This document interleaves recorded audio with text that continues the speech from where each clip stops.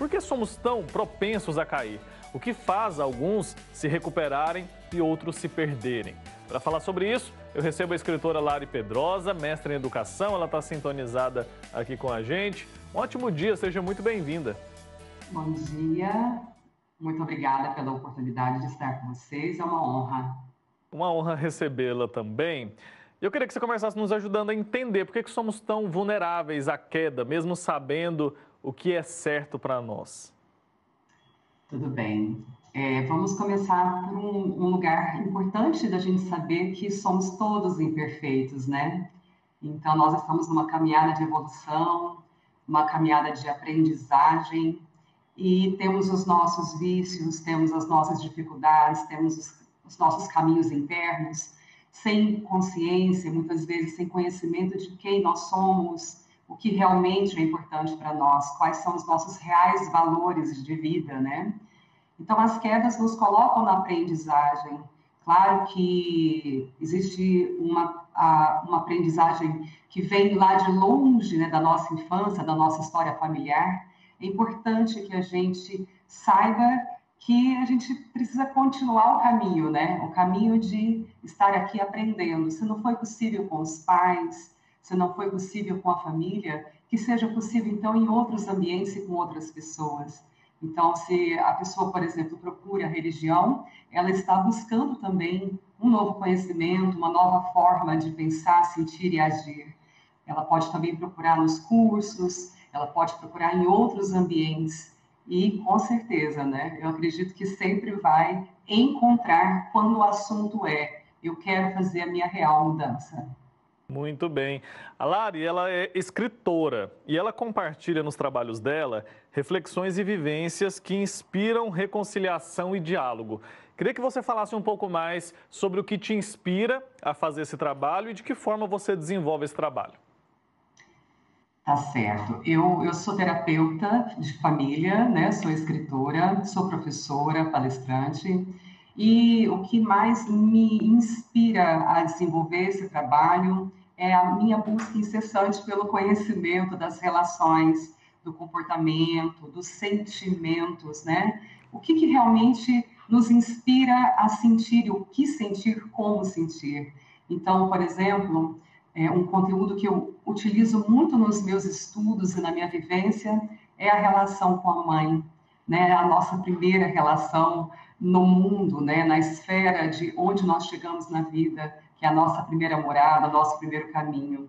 Mas não ficando só na mãe, eu também olho muito para a nossa relação com os nossos pais, que foi onde tudo começou a nossa vida, né? Então, esse ambiente que nos leva de volta para o coração, é que me coloca, né, com essa inspiração, com essa vontade de busca, de compreender o que houve desde a nossa concepção, né, dentro de nós, o que nós aprendemos, o que chegou dos nossos pais para nós de bom, de difícil, o que não chegou, o que nos falta, né, e o que a gente pode procurar e encontrar em outras relações, que é o que eu tenho falado, né? Então, eu sou uma buscadora de conhecimentos que mostra esse começo, mas que se espalha na expansão pelas outras relações, né? Por exemplo, a relação de casal.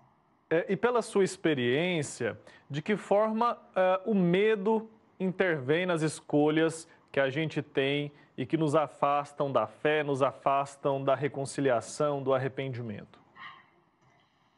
O medo, ele tem duas funções, né? Muitas vezes o medo nos vem para nos proteger de algo, né? Por exemplo, eu tenho medo, por exemplo, de um bicho, né? Então eu me protejo, eu não fico perto desse bicho, né? Desse animal, uma coisa assim.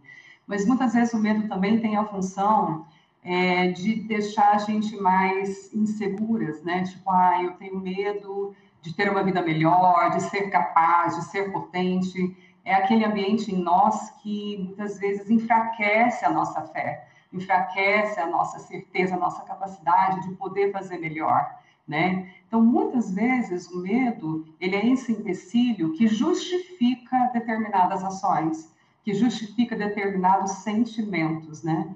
Então, é importante que a gente olhe para o medo, de onde ele veio, como ele se instalou, né? que ele me provoca, o que ele me impede, o que ele permite que eu alcance na minha vida mudanças, transformações, mas o que ele me impede também de fazê-las. Então, é importante que a gente olhe para isso. O medo é um sentimento importante, sim, mas ele também é importante para a gente crescer sobre ele. A gente tem que ver o medo, encarar o medo como algo que serve, uma ferramenta que serve para nos proteger, né? E não para nos paralisar. Agora, outro Exatamente. ponto, você me disse aí que é terapeuta de família, trabalha com esse público, é essencial isso hoje em dia, né? E no Evangelho Sim. de hoje a gente vê como que o orgulho nos leva para um caminho sem volta, como aconteceu com Judas.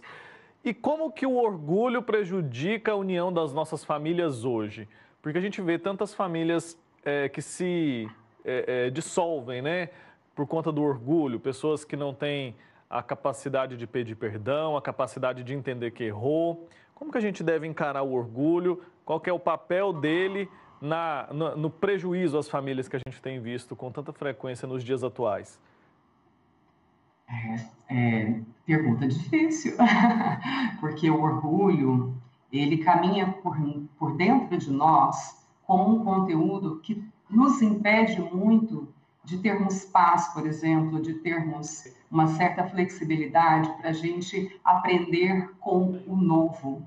Então, muitas vezes, o que é o orgulho dentro de nós? Ah, é a minha razão, eu tenho razão, eu sei o que é certo, somente a minha verdade prevalece.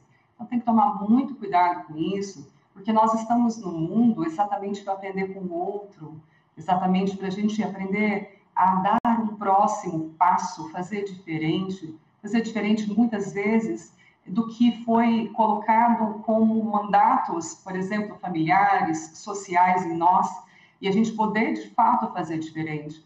Agora, o orgulho é um sentimento que aprisiona, que deixa a pessoa completamente tomada de sentimentos que são outros sentimentos que a coloca pesada, que a coloca numa instância de dificuldade, né, de dar esse novo passo. Esse orgulho, de fato, ele mancha relações, ele empobrece a família, ele empobrece a evolução, o crescimento, ele impede as pessoas de fato se abrirem para algo muito oposto ao orgulho, que é a paz, que é a leveza, que é o sim à vida, que é aquele ambiente bem mais aberto, bem mais possível, que está na humildade, que está na sinceridade, que está na verdade de um sim em aprendizagem, né? Eu falo muito de aprendizagem porque, para mim, o caminho da aprendizagem já é o sucesso. E quando a gente chega no resultado do sucesso, é que chega ali, né, uma aprendizagem que foi se formada, ela tem um conteúdo, né, assim, formado, um corpo formado. Então, é importante que cada um de nós nos pergunte qual é o meu orgulho, o que eu seguro como a minha verdade, eu não abro mão dela, no sentido de que isso me aprisiona, né? O orgulho, ele mostra essa prisão interna. É importante a gente olhar para isso. Vamos lembrar, somos imperfeitos. Então, nós temos vários conteúdos internos, sentimentos que nos aprisionam.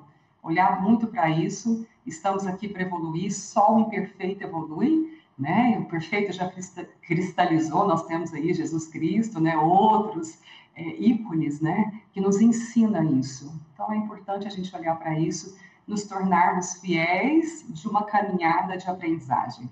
É isso. E se eu sou imperfeito, quer dizer que eu erro. E se eu erro, eu tenho que ter humildade para saber me arrepender. Então, o arrependimento também tem um papel fundamental na reconstrução da nossa vida e nas nossas, na reconstrução da vida e nas relações também, né?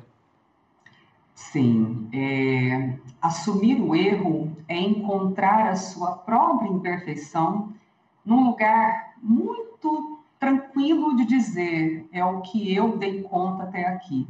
Só a gente não pode ficar justificando erros. Ah, eu dei conta até aqui por causa disso, por causa daquilo. Muitas vezes a gente nem conhece por que a gente está naquele erro, por que a gente insiste naquele erro.